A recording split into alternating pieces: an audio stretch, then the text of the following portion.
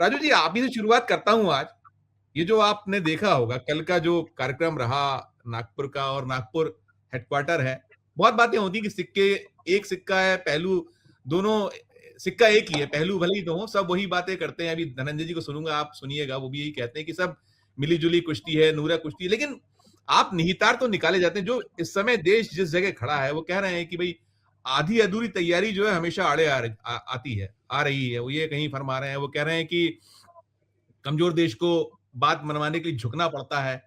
यही सब कुछ तो राहुल गांधी निरंतर कह रहे हैं, आगाह कर रहे हैं कि आप चेत जाइए।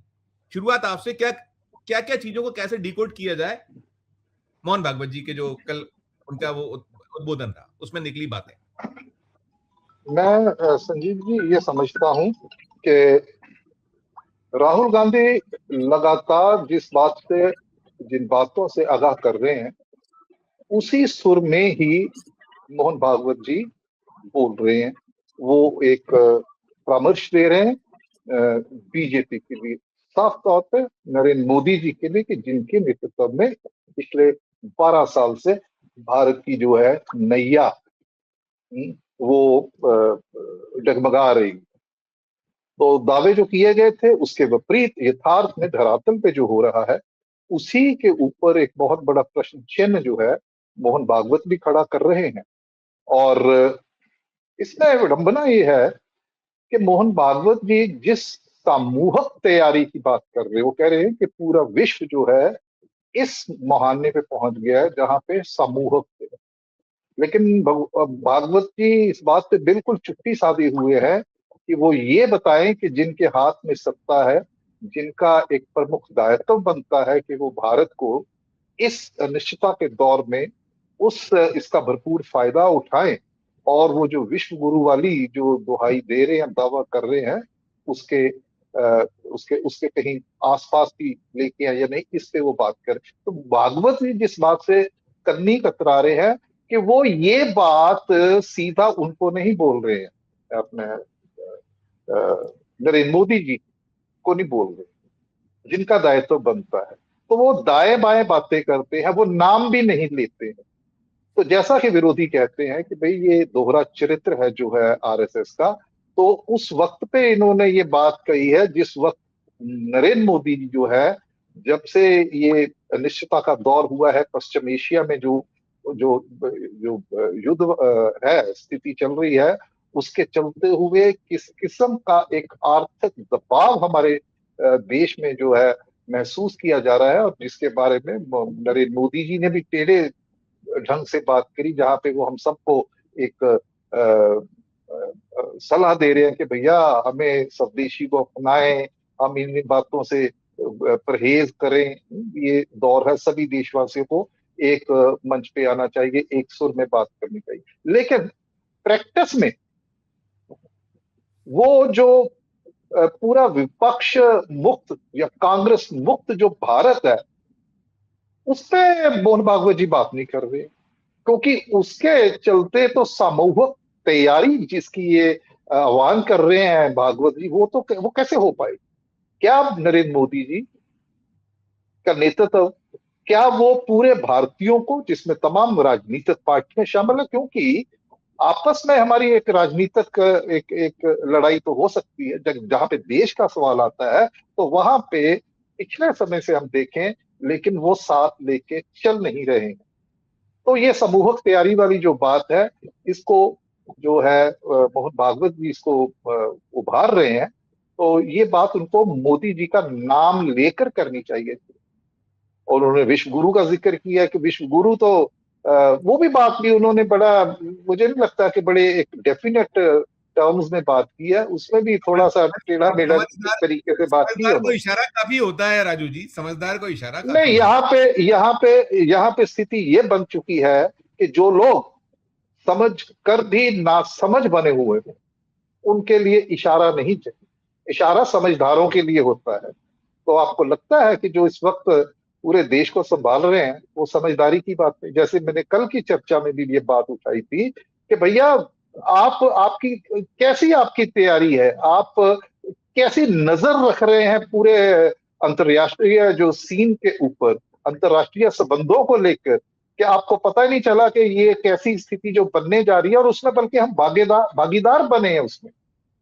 हमने एक साइड जाए कि हम एक एक निष्पक्ष जो है एक स्टैंड लेते, हमने तो एक साइड ले ली है। हम तो अमेरिका और इजराइल के साथ खड़े हुए दिखाई दे रहे हैं। तो उसके चलते जो तैयारियां हमें ऊर्जा के फ्रंट पर, एनर्जी के फ्रंट पर, तेल के, पेट्रोल के, एलपीजी के फ्रंट पे हमें करनी चाहिए थी, जैसे मैंने कल कहा कि भैया हमारी स्टोरेज कैपेसिटी नहीं है। क्या हम ये इतने ना समझ है कि हम ये जान ही नहीं पाए कि भैया ये जो विश्व में स्थिति उत्पन्न हो रही है उसका ये नतीजे सामने आ सकते हैं। तो हम तो चुप कर, हम तो चुनाव दर चुनाव जीतने में सारी हमारी ऊर्जा जो है वो चुनाव जीतने में लगी हुई है। तो कौन ध्यान देता है इन बातों के ऊपर? जिस तरीके से हमारी भद पिटी है, जिस तरीके से हम डिप्लोमेटिकली अलग थलग पड़ गए ऑपरेशन सिंदूर के बाद, हमें जाके विश्व को अपनी डेलीगेशन भेजे, वहां पे आप क्या कहते हैं विपक्ष को भी साथ में लेके गए हैं। वो है कि मतलब सांप गुजर गया, अब लकीर पीट रहे हैं। तो समय रहते हुए जो तैयारी करनी चाहिए थी, जिसकी तरफ इन्होंने बात खुले शब्दों में कही है मोहन भागवत जी को प्रधानमंत्री नरेंद्र मोदी से एक मुलाकात करनी चाहिए और उनको बताना चाहिए, और उसके बाद वक्तव्य जारी करना चाहिए कि हाँ या हमने उनको ये बोला है। तो ऐसे साइड पे एक प्रशिक्षण शिविर में आप बात कर रहे हो, भैया आपके सामने कौन, आप सुना किसको रहे? तो इशारों मात्र से काम नहीं चलेगा, आपको क्लियरली बताना पड़ेगा कि भाई ये आप जो है ये गलत कर रहे हैं। आपने जिस तरीके से देश का नेतृत्व आपने किया है, वो नेतृत्व है वो मौजूदा परिस्थितियों में वो बिल्कुल नाकस है। बहुत कुछ किया जाना चाहिए था। और यहीं पे आके मोहन भागवत जी जो राहुल गांधी कह रहे हैं, बतौर विपक्ष के नेता ये उनकी जिम्मेवारी बनती है, और उस जिम्मेवारी का वो निर्वाह करते आ रहे हैं। कितना कोविड से लेके अब तक कितनी बार राहुल गांधी ने इन बातों की तरफ ध्यान खींचा, पूरे देश का खींचा। और लोगों को अब देखिए जिस तरीके से एक राजनीतिक दृष्टि से देखें तो जिस तरीके से राहुल गांधी के नेतृत्व में पिछले जब से भारत जोड़ो यात्रा शुरू की है, किस तरीके से एक जनाधार कांग्रेस पार्टी का बढ़ा, वो इसलिए बढ़ा कि वो बात लोगों की कर रहे हैं। तो उसके चलते ये बात जो है वो, बल्कि मैं तो यहां तक भी कहूंगा कि मोहन भागवत जी को आमंत्रण देना चाहिए राहुल गांधी को कि भैया आइए, आप जो बात कह रहे हैं बिल्कुल सही कह रहे हैं और मैं भी ये बात कह रहा हूं। तब ये जो समूहक तैयारी, ये सभी देशवासियों को साथ में लेके चलना, तब इस बात पे मोहन भागवत जी के हम विश्वास करेंगे। अन्यथा हम यही समझेंगे कि मोहन भागवत जी प्रधानमंत्री नरेंद्र मोदी की वो नेतृत्व की वो कमजोरियां जिसको देश जान चुका है, वो उनसे बच के निकलने का एक रास्ता, जो एक सेफ्टी वॉल्व है, वो प्रदान कर रहे हैं उनको। तो ये महज एक बयानबाजी है, धरातल पे इसका कुछ नहीं होने वाला। और उनको ये जो बोला है उन्होंने, ये जो वास्तविक स्थिति है धरातल पे, उससे उसको मतलब इसको नजरअंदाज नहीं किया जा सकता। ये उनका एक विवशता मुझे लगता है कि मोहन भागवत जी की सामने आई है कि उसको इस मंच पे ये बात जो है वो उभारनी पड़ी। जी राजू, देखिए ये तो ठीक है, हम इसको ऐसे भी अगर चाहें तो इसको आप डिस्क्राइब कीजिएगा कि मोहन भागवत और मोदी या आरएसएस और बीजेपी एक ही सिक्के के दो पहलू हैं, मिले हुए हैं, और इस तरीके से ध्यान बांटना है सारी चीजें। लेकिन अब देश तो चीजों को, राहुल गांधी को आप खारिज कर देते हैं कि राहुल गांधी जो कह रहे हैं वो तो देश के अहित में बात कर रहे हैं, हित में बात नहीं कर रहे हैं, और देशद्रोही जैसा भी कहा कि वो सब ब्लेम्स भी किए जाते हैं। लेकिन जो लोग मोदी की सरकार में हो रहे हैं, होते थे, आप देखिए ना, एक पूर्व वित्त सचिव का वो आर्टिकल जो डेक्कन हेराल्ड में छपा था, आपने उसको पढ़ा होगा, हम पहले भी डिस्कशन कर चुके हैं। या जो उनके उस आर्थिक जो पूरा का पूरा एक मंडल था, उसके रहे जो भल्ला, उनके आर्टिकल, जो सच्चाई है वो, अब ये कब तक आप ये इस तरीके से, अब तो शायद बांटना या इस तरीके से नहीं होगा ना। अगर आप नूरा कुश्ती भी कीजिएगा तो देश तो देख रहा है। हम जो बात अभी कही, कल हो रहा है, कल जलसा है, कल बहुत सारी चीजें डीकोड होंगी। अभी उसको लेकर इफ एंड बट हमने कल भी चर्चा की थी। है अभी मन में शंकाएं, कुशंकाएं है कि जो भारतीय जनता पार्टी करती आई है, जो काकरोच जनता पार्टी कल दिखने वाली है, उनके जो अभिजीत दीप के आने वाले हैं, हिंदुस्तान पहुंचेंगे और सीधे वहां पहुंचेंगे। लेकिन कुल मिला के जबरदस्त आक्रोश, जबरदस्त कहीं गुस्सा, वो तो हम देख ही रहे हैं ना। और ये सब चीजें जो उन्हीं के साथ रहे लोग यदि पॉइंट आउट कर रहे हैं कि कहां हम खड़े हुए हैं, कब तक छुपाइए, कैसे छुपेगा ये? संजीव भाई देखिए, बात ऐसी है कि ये ना, मैं इसको अ, इसका अगर करें कि ये जो भी बातें हो रही हैं, जो मोहन, क्योंकि हम मोहन भागवत जी के हवाले से आज की चर्चा कर रहे हैं, उनका जो वक्तव्य है उसके हवाले से कर रहे हैं, लेकिन वो चीजें पहले भी हो चुकी हैं। अब ये तो वो वाली स्थिति बन गई है कि भैया सीजन में, जब भी सीजन में मौसम बदलता है तो कभी एक किस्म का वायरल, कभी दो दूसरी किस्म का वायरल, तीसरी किस्म का वायरल। बस उनकी जो जो सामने प्रत्यक्ष रूप में वो बीमारी, जो उसके लक्षण आते हैं, लेकिन जड़ उसकी एक ही है। तो इसके बारे में बार बार दोहराने की बजाय मैं इसी पे केंद्रित करूंगा। अब देखिए, हमने मोहन भागवत जी ने जो बोला उस पर तो हमने बात करी है, लेकिन उसके साथ जो भारत के जो प्रमुख, जो उंगलियों पर गिने जाने वाले उद्योगपति हैं, पूंजीपति हैं, कुमार मंगलम बिरला, जो उन्होंने बोला, उस पर भी बराबर का ध्यान देने की जरूरत है। ये एक प्रतीक है कुमार मंगलम बिरला की उपस्थिति इस समागम में। वो उस कॉरपोरेट की को प्रतिनिधित्व कर रहे हैं, कुमार मंगलम, जो के 2014 के बाद जिसकी संपत्ति जो है वो 1 अरब 40 करोड़ जो लोग हैं उनकी कीमत पे बढ़ी है। वो इतने समृद्ध, और इससे उसी उसी मंच से मोहन भागवत जी कह रहे हैं कि हमें अत्यंत समृद्ध बनाना है हमारे भारत को, तब जाके हमारा विश्व गुरु बनने का जो सपना वो पूरा होगा।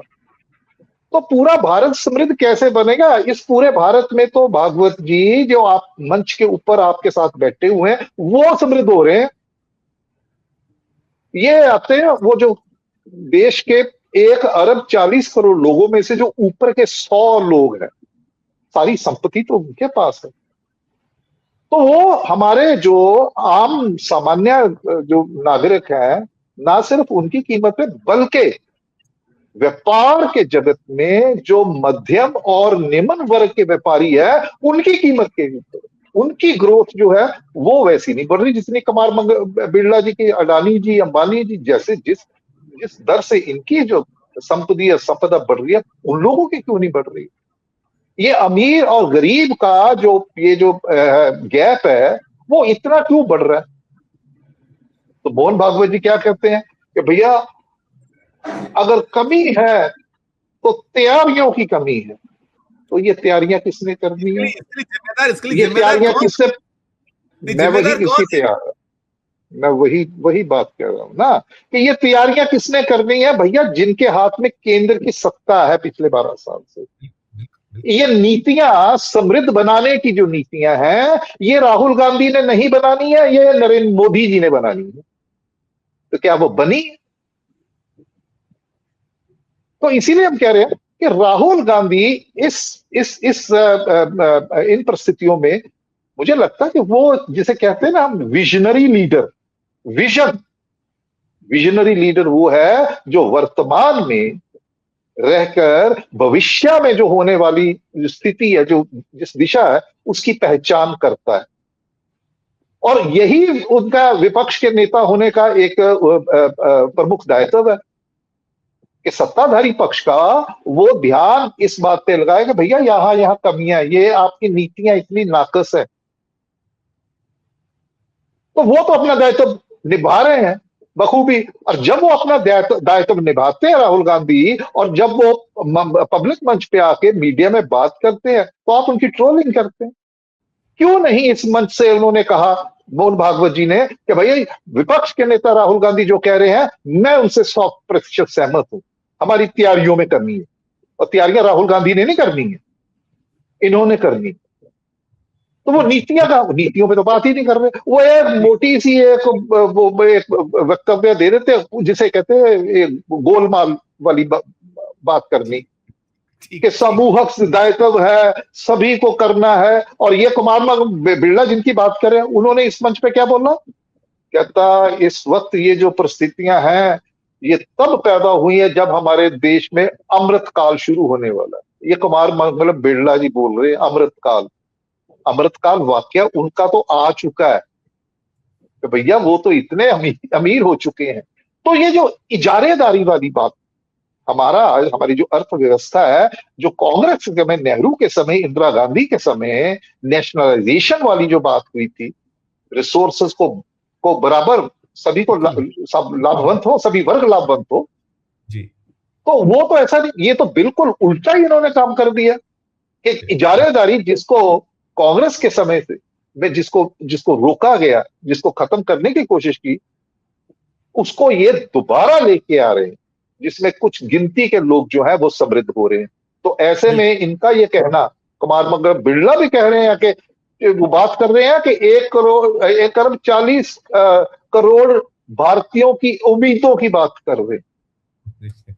ये कितना कितना हास्यास्पद ये बात है, कितना खोखलापन इसमें, कितनी मकारी है इसमें कि एक पूंजीपति कह रहा है, और उसको क्या लेना देना है 1 अरब 40 करोड़ भारतीयों, और उनकी कीमत पे तो ये अमीर हो रहे हैं।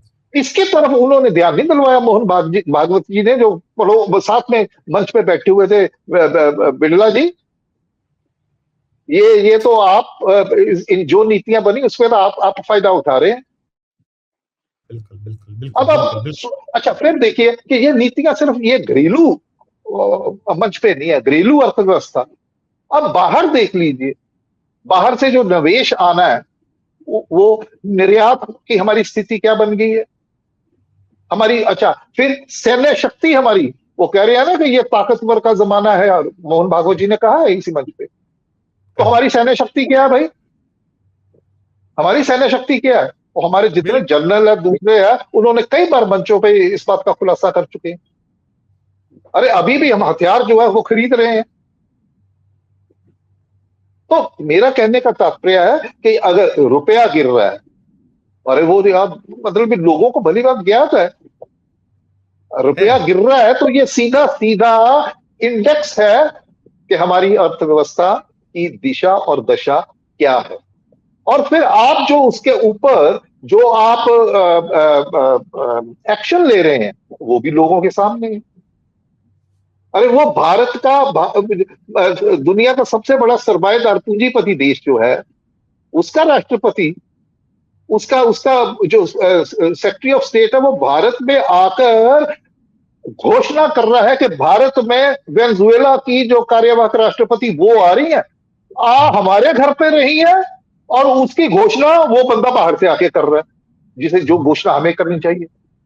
तो क्या हम इतना किस बात पे इतना दुबक गए हैं, किस बात से हम डर रहे हैं कि हमारी ये जो सॉवरेनिटी है वो भी छीन ली उन्होंने। बिल्कुल तो ये विश्व गुरु और दूसरा गुरु जो है, ये फालतू की बातें हैं।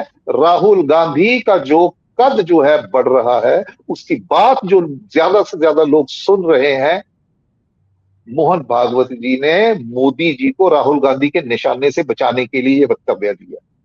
बहुत खत्म बात।